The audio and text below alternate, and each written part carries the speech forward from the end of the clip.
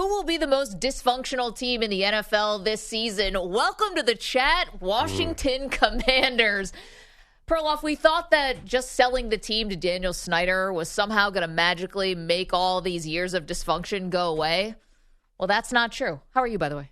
I'm great. What are you talking about? The dysfunction just walked out the door. This is the 1 year that we're not going to pick the Commanders. No. It's still alive and well. So out at Commanders camp, let's just paint the picture of what's going on here. So you have Ron Rivera, who is talking to the media about Eric Bieniemy, who's the offensive coordinator. And it turns out, and we only find this out because Ron Rivera told us so, that players have complained about Bieniemy's coaching style. Let's hear it. Yeah, and I had a number of guys come to me and I said, hey, just go talk to him. I said, understand what he's trying to get across to you, and I think as they go and they talk and they listen to him, it's been enlightening for a lot of these guys. Again, you get a different kind of player from the players back in the past, especially in light of how things are coming out of college football. So a lot of these young guys, they do struggle with certain things. Okay, so not painting the most positive picture here that everyone's on the same page in terms of communication style. So here was Rivera on Bieniemy's style. Us as a coach, I kind of have to assimilate and get a feel for everybody. Eric has an approach, and it's the way he does things, and he's not going to change, and because he believes in it. Having been a head coach, I think Jack has a tendency to try and figure guys out a little bit more, as opposed to, hey, this is it, this is the way it's going to be, that type of stuff. Where Eric hasn't had that experience yet. When they came to you, it was just they felt like Eric was riding them too hard, or? They just were a little concerned. Little concerned about his coaching style, and also Rivera sneaking in the fact that, well, for me and for Jack Del Rio, who's been a head coach, we understood that we had to adapt to the players, but Bieniemy hasn't been a head coach yet. He doesn't understand that. That's a little bit of a touchy subject, by the way, because of how many times Bieniemy has been passed over for a job. So I just don't understand why Rivera is doing all this in public. It's almost like setting the groundwork for a confrontation, if you will, or something between the head coach and the offensive coordinator. No, not at all. First of all, it's called tough love for these players. It's finally someone's going in there and kicking ass. I am so psyched for this Eric Bieniemy accountability, Mag. It's called accountability. And I think Rivera wouldn't say this if it was a brewing controversy. Now, listen, Ron Rivera is getting honest in his old age. Remember last year he ripped Carson Wentz? Yes. And caused all sorts of problems for him? Well, he was right. I don't think he would have said all this if it was a real problem. The fact that he got it out there and talked about it to me says, hey, this is good. I think he likes that Bieniemy style. And yeah, maybe it rubs some players the wrong way, but you see that, Washington. What's wrong with that? Rivera said he's a little concerned. He's a little concerned by how many guys on the offense came to talk to him about the coaching style. This is all stuff that should be handled behind closed doors. Rivera loves it. He's a tough guy. He might say he's a little concerned, but the offensive coach is being too mean to his offensive players. Rivera must love that. Okay, another thing here. You also have Ron Rivera, who I would find it hard to believe that he's not on some type of a warm seat here. We're going into year 4. I know they did make the playoffs once. It hasn't exactly been stellar. And right now, you're not really expected to do much. Now, maybe no one sees you coming. Maybe Washington's a sleeping giant. But you could be on the hot seat, and everything's riding on Sam Howell. I wouldn't feel too great about that if I were the Washington Commanders. You might have a good defense. You've had a good defense that at times has not played up to their potential. That's on Ron Rivera, by the way. And then now you have an offense that has some nice weapons, and you're putting it all in the hands of Sam Howell. Well, I don't feel great about that. I'm not saying it's definitely going to work, but what are the expectations for this team? I think if they have a nice season, where they win 8 games, then I think actually they might fire Ron Rivera, but no one's going to say Ron Rivera did an awful job. I think the expectations have been lowered, and they just want to see positive momentum. I think that's all they need to do. Now, keep in mind, this is a franchise that has been 7-9 or 8-8 for 7 out of the last 8 years. Yeah. They are almost guaranteed to have 7 wins. So I don't think it can be a total It's not going to bottom out. Okay. But so have a nice season. Okay, have a nice season. 7-9. So you no longer have Dan Snyder. I'll get to him in a second, though. But you no longer have Dan Snyder as the easy target now as at Washington. Yeah. What do you have? You've got a new owner. And honestly, I don't care if the new owner is Josh Harris or if it's the Walmart Group or whoever has purchased into the NFL recently. Right. Every owner has a little new owner-itis, a little bit of the itis. And that is you come in and you want something your way. You want to put your stamp on the organization kind of immediately. And the way that recently owners have been doing that is either a massive trade, Russell Wilson, Kevin Durant, if you will, for Phoenix, either a massive trade or a coaching change, sometimes both. And I wouldn't be surprised if, Ron Rivera, great guy. We love talking about the Super Bowl, but I wouldn't be surprised if the new owner, even if it is 7 wins, says, I don't want to see 7 wins. I've got my own vision for how this is going to go, and I'm cleaning house or whatever. And so this is going to be kind of tense is what I'm getting at here. Here's reality. If the owner had taken over before halfway through the offseason, Rivera would be gone. There's no reason Rivera should be there. He hasn't had a winning season in forever there. But they were just caught up in this whole Daniel Snyder thing. So I think Ron Rivera's already on borrowed time. I think you're right. If they're 7-9, which is 7-10 actually this year, then they probably will fire him. But I don't think it's going to be as messy as you're portraying it. I think they're going to say, thank you for your service, Ron Rivera. Yeah. Ron Rivera, he knows what's going on. So, it feels like this will be a gentlemanly split. I got another thing for you that I think is going to happen here. And this is just me kind of following Daniel Snyder pretty closely over the last 20 years as things have gotten terrible in Washington, D.C. with that franchise. And here's just one I can see coming. Daniel Snyder is vindictive. Daniel Snyder is somebody who's petty. Daniel Snyder is somebody who always thinks that he's right and he's the victim in this whole thing. Right. These are rich people who think they're victims to me. I know this type of person, okay? I've had knowledge of this kind of person. Yeah. Daniel Snyder, we've not heard the last of him.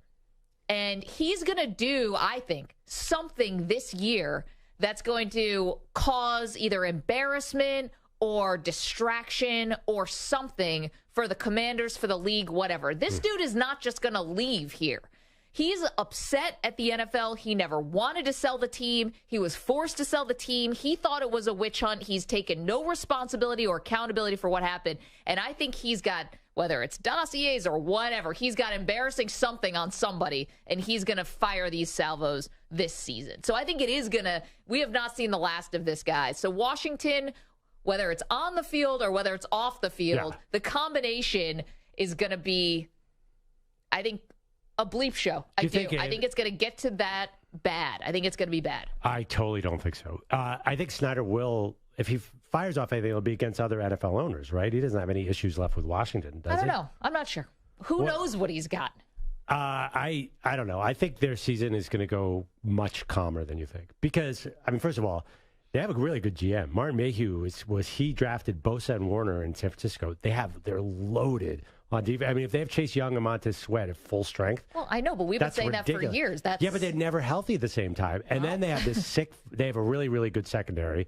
I don't know about their line. They drafted a linebacker in the first round. They have good skill positions. Terry McLaurin, Jahan Dotson, Curtis Samuel. That's really good. They have a good running back, Brian Robinson. These are all things they've had, by the way. You're not talking about anything that's been different besides Dotson, who was a rookie last year. They have not gotten a healthy Young and Sweat on the field at the same time very much. Okay, but what makes you so positive that's going to happen? Well, it's just they paid Daron Payne. At a certain point, you can't just assume they're going to all get hurt. And they've been really, as you mentioned, they've had really good defenses. And they have these exciting skill position players. You're right. It's a huge risk to have a young quarterback. But think about their quarterback situation. I'll tell you what's explosive. Giving $230 million to Deshaun Watson, then being 6-11. Well, that's explosive. Having Kyler Murray sitting there in Arizona, not sure whether he's going to play with a $180 million contract, that's explosive. Sam Howell's a 5th-round pick. If he stinks, so what? You move on. That is a gentlemanly, okay, this didn't go quite our way. Let's all part ways quietly. Everyone's going to get fired. It's not just everyone moves on. They all get fired. It's not easy. It's like you couldn't do this and couldn't develop a quarterback, and everyone's gone. Yeah, maybe, but quietly, not spectacularly. This is going to be, honestly, I think it'll barely even be a headline when Ron Rivera gets fired, if he does. It'd be like, yeah, because he hasn't done anything of note. Right, there's going to be in Washington. Well, you're saying, what are the real spectacular failures next year. There's going to be 3 or 4. Last year we had the Broncos and the Colts. Yep. There's going to be the Washington. I just think that they're going to be too good on the field. They're not going to. If they're going to need to be 2-15 to have all these fireworks around them. Yeah, it might not work. I totally agree with you. But I think they're going to be a steady ship of mediocre football. Well, I'm telling you, Bieniemy isn't going quietly. Well, yeah, but that's good. No. I want Bieniemy yelling at everybody. Okay, the players don't like it. Yeah, of course Whether not, you and I like it, that's one thing. The players don't like it. Yeah, but honestly, why would you want an offensive player in Washington who the players do like? Why would you have that? Well, it's not. I don't think they love Jack Del Rio, and they keep him around. Well, according to Rivera, at least Del Rio is a step ahead. Yeah, I don't understand why Del Rio is there myself, but I think Bieniemy's a good coach. I think this is all fine. There's a lot of pressure here, though, because this is Bieniemy leaving the Chiefs, which was a big step because he was getting passed over for head coaching jobs, and it was a major point of contention in the league, along with other black head coaches who have been passed over. And now it's like leaving the nest, if you will, of Kansas City and having to go out to a team that has, some nice weapons on offense, who you're riding with Sam Howell. And they told us at the Super Bowl they were riding with Sam Howell. That wasn't even a head fake. We thought it was a smoke screen or something. They were actually going to go after someone else, and they didn't. So here's Bieniemy. This is him talking about the coaching style. I'm always going to be loud, and I'm always going to be vocal. I'm always going to demand from our leaders. But sometimes they may not like it, and I'm perfectly fine with that, because that's my job. Because if I ain't doing my job, my ass get fired. It's my job and my responsibility to make sure that I'm getting our guys to do what I expect them to do. Listen. Love it. You love that. It's like out of central casting for coaches, and you love it. The thing, though, is Ron Rivera said he's concerned that Bieniemy's not being flexible about this and about the players actually having an issue with it. So I'm just saying, I'm not saying whether it's right or wrong. I'm just saying it's out there now. And rather than having this happen behind the scenes, this is now, you have 2 coaches communicating through the press. I did not hear that in Rivera at all. I heard a very, in fact, almost in a strange way, complimentary quote about Eric Bieniemy. He's being too hard on guys. I told him, go talk to Eric. Eric's got a plan. I did not. Did you really hear oh, man, I got a major problem with this guy? It felt like Ron Rivera kind of wants this. He said he's concerned. I think he was just answering the question. Actually, can we play Ron Rivera again? Do you hear any concern in his voice? Forget the words. He sounds totally confident. Us as a coach, I kind of have to assimilate and get a feel for everybody. Eric has an approach, and it's the way he does things, and he's not going to change, and because he believes in it. Having been a head coach, I think Jack has a tendency to try and figure guys out a little bit more, as opposed to, hey, this is it, this is the way it's going to be, that type of stuff. Where Eric hasn't had that experience yet. When they came to you, it was just they felt like Eric was riding them too hard, or? They just were a little concerned. Okay, they were concerned, right? So he's saying, I've assimilated to how the players are. Yeah. Jack Del Rio has assimilated how the players are. Eric is not doing that, and they're concerned. Yeah, I honestly think this is a little kick in the butt for this team. So that's what. Maybe I'm hopeful that Washington, because they deserve this after all those years of Daniel Snyder. Maybe Bieniemy's a jolt of energy they need. You're right. I mean, there's a possibility for total implosion. I totally get that. But I feel like there's enough talent here that they could easily pull off an 8-9 record. Yes, well, I mean, they could easily pull off an 8-9 record. 8-9. I mean, listen, they're the Sam Howell's their quarterback, Maggie. If they're 8-9, we should get them some awards. I would say that it's a missed opportunity if they actually do have this great defense that has all these first-round picks on it, that they're, investing in the defense. You got Chase Young. They did not pick up the 5th-year option. I mean, that should be motivation through the wazoo for him, former 2nd overall pick. And then you do have nice pieces on the offense. It's like, why not? Why not try to fix the quarterback position in a more meaningful way? What are their other options? I know Russell Wilson didn't want to go there. That was 2 years ago. Yeah, they got caught in flux where the owner came in too late to make a radical move. But I got to tell you, a lot of these radical moves by owners to bring in quarterbacks have not been great. Deshaun Watson, that was an owner-driven thing. Sure. Russell Wilson was kind of an owner. I can't remember the timing on that. But anyway, they were a new ownership group. So if Washington went out and signed a $200 million quarterback, then we would have a problem on our hand. Right now, they're just 1 year away from that. Don't worry. Right now, yeah, they definitely are. But right now, they can ease into this thing, and actually, they're going to be a little better. Winning will make everything okay.